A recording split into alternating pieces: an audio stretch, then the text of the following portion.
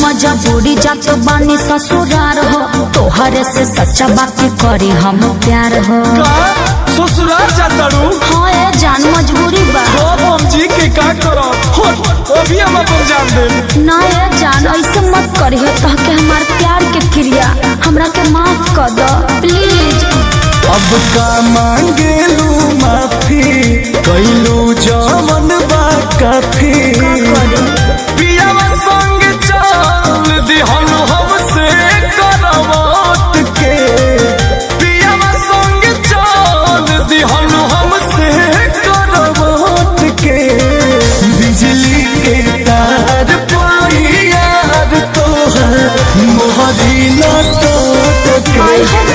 बिजली के तार पाई यार तोहर मोहरी लटक के। अरे कुल का कहता रो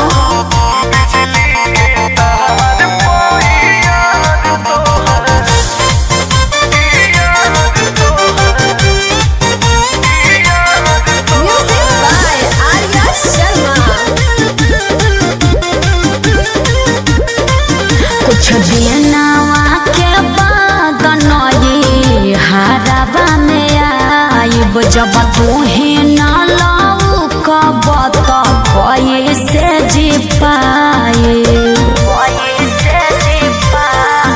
बड़ी दुखी बनी दिल चकन चूर को दिहलू अच्छा छोड़ो ना चलू ससुरा हमके मोहरेला मजबूर को दिहलू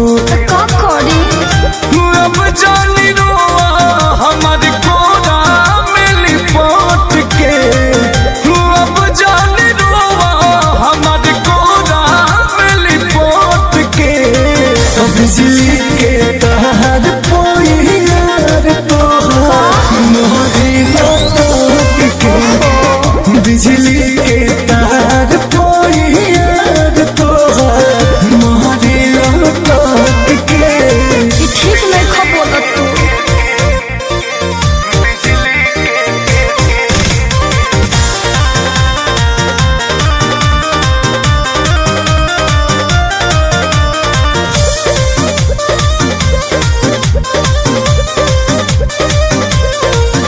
अंकुश राजा दी हो जाने जानवा के हो तालाक दे के आइब सजनावा के हो तोहर पियौआ न मोल नहीं छोड़ पइहे हो तोहर शादी वाला बंधन नहीं तोड़ पइहे हो का करी हम